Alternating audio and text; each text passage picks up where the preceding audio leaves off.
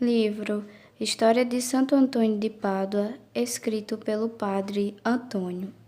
Capítulo 4. Partida de Antônio para a África e Itália.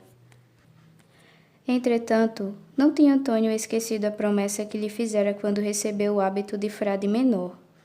Pediu, pois, que o mandassem para a África, a fim de lá trabalhar na conversão dos infiéis.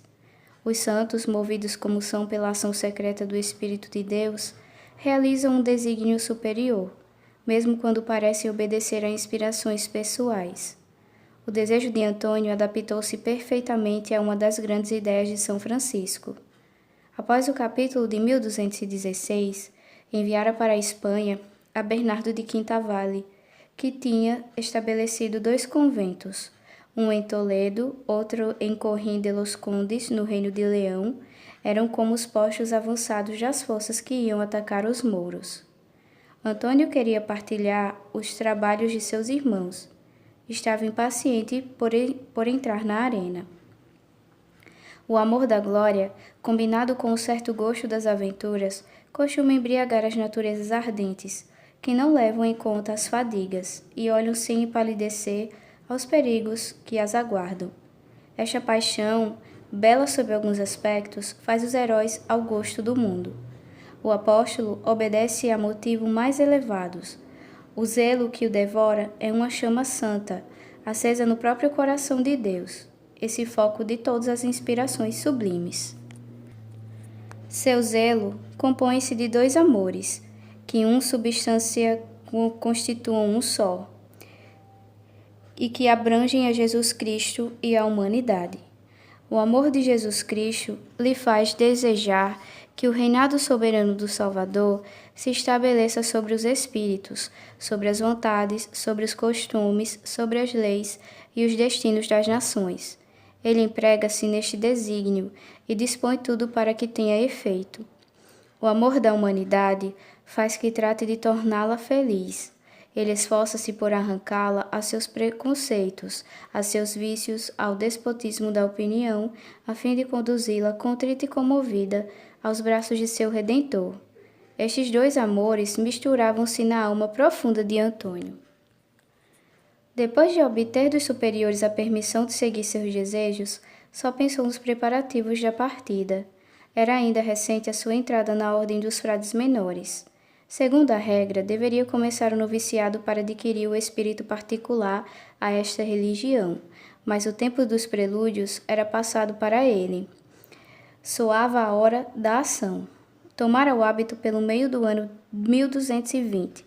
Segundo a opinião mais comum, não se pode colocar além do mês de novembro deste mesmo ano a época de seu embarque, onde cumpre concluir que foi dispensado das provas a que os aspirantes à vida monástica são em toda parte submetidos. Nem houve jamais uma dispensa que melhor se justificasse. As necessidades da ordem eram grandes, porquanto ela estava em pleno trabalho de dilatação, e estendia as asas até as extremidades do mundo conhecido. Mas ainda maiores eram as virtudes que Antônio adquirira. Entre a perfeição do cônego regular e a do frade menor, havia só uma questão de forma. Não era, pois, temeridade entregar a solução do caso à graça que já nessa alma operava maravilhas. Ele lançou-se com santo entusiasmo na carreira nova que Deus abria diante dele. Tinha deixado, sem pesar, a casa paterna. Agora diz um derradeiro adeus à pátria, que não havia de tornar mais a ver. Enquanto o navio se afastava, tinha ele os olhos fixos em outras regiões, que ainda não descobria, e onde já pelo coração habitava, porque lá havia armado o altar de seu sacrifício. Mas as esperanças que levava iam mais uma vez ser frustradas.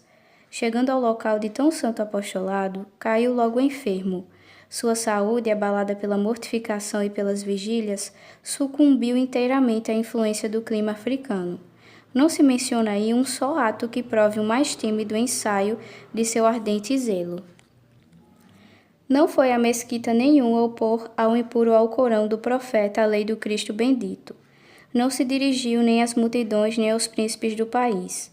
Esta impotência foi para ele um martírio. No fim do inverno de 1221, A prudência obrigou-o a regressar à Espanha, para se refazer de forças e pôr-se à disposição dos superiores.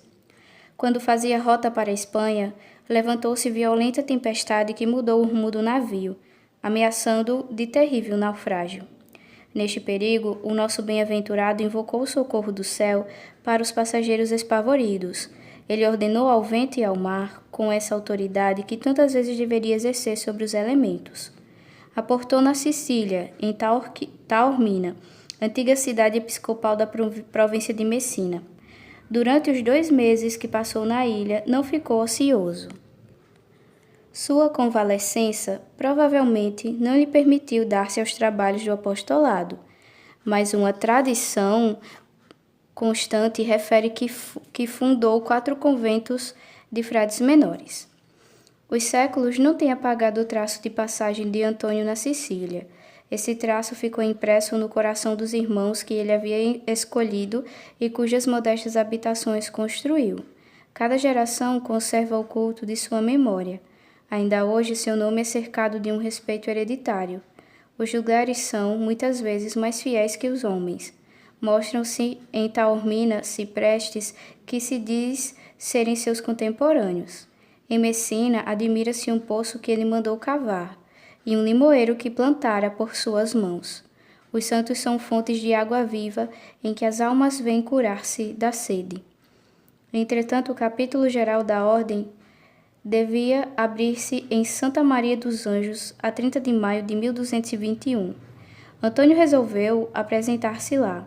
O desejo de ver o beato Francisco e de se juntar à maioria dos seus irmãos, que ainda não conhecia, fê-lo afrontar as fadigas inseparáveis de uma longa viagem, que o estado de sua saúde fazia ainda mais assustadoras. Partiu acompanhado de Frei Filipino, jovem leigo de Castela, que o prezava muito.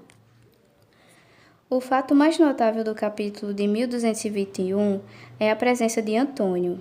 Ele estava em êxtase diante do santo patriarca de rosto emagrecido, de olhar meigo e terno, e cuja pobreza sublime era objeto de admiração para Deus, para os anjos e para os homens. Não se cansava de o olhar, ao tempo em que este, sentado no chão, aos pés de seu vigário, se fazia pequeno como o último dentre os irmãos. Ficava suspenso de seus lábios quando falava do reino dos céus, numa linguagem simples e ardente, que só ele possuía. Sentia-se também como que arrebatado, contemplado os discípulos de tal mestre distribuídos em grupos harmoniosos ao redor de Santa Maria dos Anjos. Terminado o capítulo, distribuíam-se os empregos, assinaram-se as residências e os frades foram enviados para os seus conventos. Mas o ministro-geral não se ocupou de Antônio. Como era desconhecido a todos, tomavam-no por um homem de pouco préstimo, em quem não se supunha a menor aptidão. Assim, nenhum guardião propôs-se a levá-lo, e só entre todos os seus irmãos ficou ele à pura disposição do ministro-geral. Apareceu nesse íntere Frei Graciano, ministro da província da Emília ou da Romanha. Segundo certos autores, procurava este um sacerdote que pudesse dizer a missa para alguns irmãos, aplicados à vida contemplativa. Encontrou a Antônio por acaso, e tendo-lhe perguntado se era sacerdote, a sua resposta afirmativa, pediu e obteve autorização para que ele o seguisse. Capítulo 5. Vida contemplativa. Revelação de seu talento.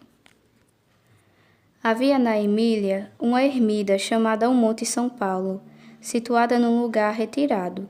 Antônio obteve a licença de residir nela com seus irmãos, esperando gozar aí o repouso do espírito e do coração. Tinha 27 anos. Estava nesse momento feliz da juventude, em que as faculdades em plena seiva pedem só que lhes deixe expandirem-se para exalar seus perfumes e revestir as suas cores.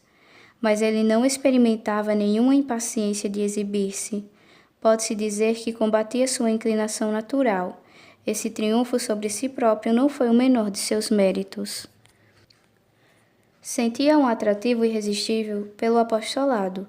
Sua campanha entre os mouros, longe de o desanimar, ateara-lhe no peito uma paixão mais forte pela glória de Cristo bendito e pela salvação das almas. O homem de Deus, Antônio, conquanto cheio do precioso dom da ciência, por muito tempo não passou de ser um simples no meio dos simples. A humildade de seu coração lhe fazia evitar a pompa do orgulho e, sob as aparências de ignorante, ocultava a luz da graça divina.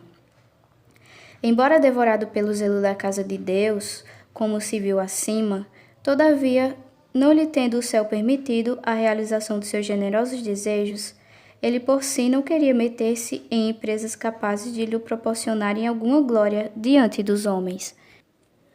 A gruta do Monte São Paulo foi para Antônio o palco obscuro e estreito de prodígios que só os anjos poderiam narrar, porque foram suas únicas testemunhas, e dos quais guardou tão somente parcelas que escaparam à humildade do heróico penitente.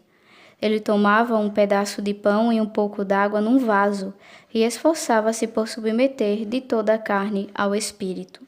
Não tinha a expiar pecados da mocidade, a sua tinha se deslizado longe dos tormentos do mundo. Tinha, porém, de prevenir desvios sempre possíveis no homem viajante. Tinha ainda a reprimir revoltas que a tirania dos sentidos torna quase inevitáveis, e que Deus não poupa nem a seus amigos, porque fez de aprovação o caminho da glória. Além disto, ele trazia na mente um ideal que não lhe deixava tréguas e que provocava cada vez mais as ascensões de seu coração generoso. Jesus Cristo aparecia-lhe tal como o profeta o descreveu, revestido de uma beleza envolta em sangue vertido por amor. Antônio inebriava-se desta visão e acabava em si a redenção começada no Calvário, enquanto não soava a hora de aplicá-la às multidões pela palavra e pelos sacramentos. Tão longo tempo quanto a obediência lhe o permitiu, adotou a vida solitária.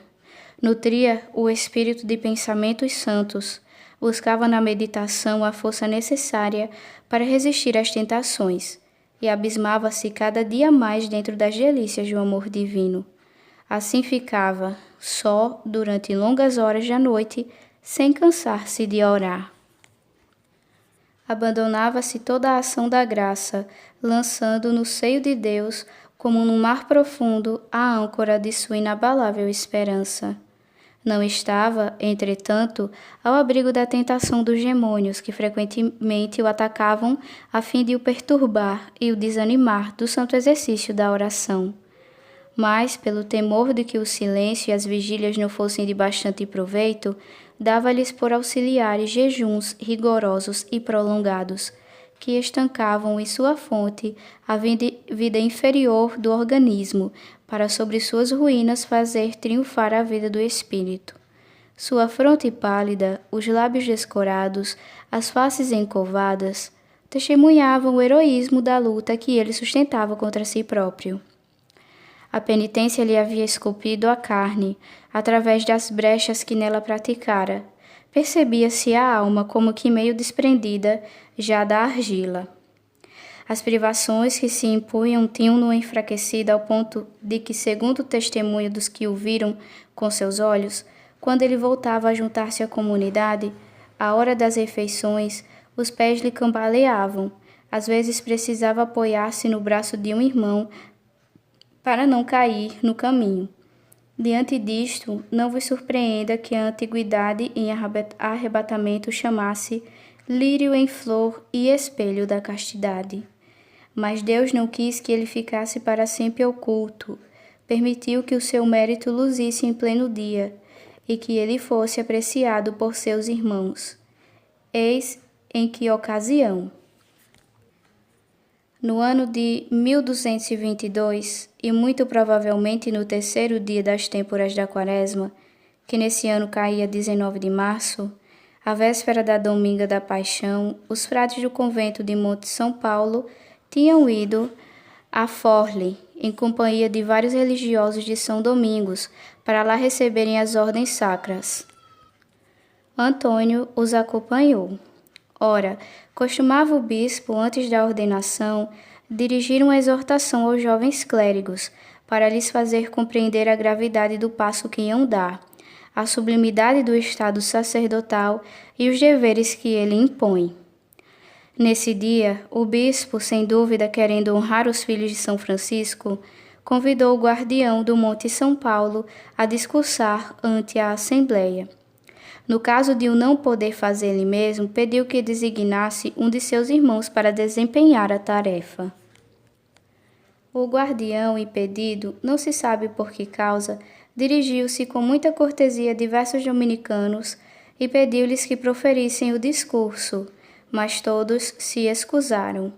Não foi melhor sucedido junto aos seus, aos quais lhe vedava a prudência impor um encargo que era superior às forças da maioria deles. Então o Espírito Santo é que o tirou do embaraço, acudiu-lhe de súbito uma inspiração, e voltando-se para Antônio, em quem um momento antes ninguém pensava, e ele menos que outro qualquer, mandou em nome da santa obediência que se erguesse e falasse aos ordenados.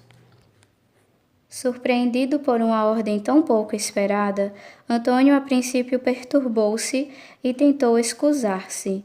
Achava-se, no entanto, ajustada ao jugo da disciplina. Não havia reassumido a sua vontade desde o dia em que a oferecera em holocausto ao pé do altar. Sua humildade, porém, espantava-se da honra que lhe faziam. A excessiva desconfiança das próprias forças era a razão última de suas hesitações. Neste combate, em que Deus parecia estar em luta consigo mesmo, porque se mostrava de um e de outro, a graça triunfou ainda sobre a natureza, e Antônio, escravo do dever, dirigiu-se para o púlpito, depois de ter recebido a bênção do bispo, rogando interiormente a Deus que suprisse a sua insuficiência. Fazia assim a sua estreia no terrível ministério da pregação. Tomou por texto de seu discurso estas palavras do apóstolo: O Cristo fez-se obediente por nós até a morte. Elas aplicavam-se exatamente à sua situação pessoal. Falou como se já houvesse envelhecido no ofício. Animado do temor de Deus, exprimiu-se a princípio com simplicidade, mas à medida que se adiantava no desenvolvimento do assunto, empregou linguagem tão brilhante, elevou-se a uma altura tal na exposição das doutrinas místicas que mergulhou todo o seu auditório na admiração, tanto pelo vigor da eloquência que surpreendia, como pelo ardor da caridade que edificava. Confessavam todos em alta voz que um discurso igual ainda não fora ouvido. No meio do geral entusiasmo, os corações sentiam-se cheios de consolação.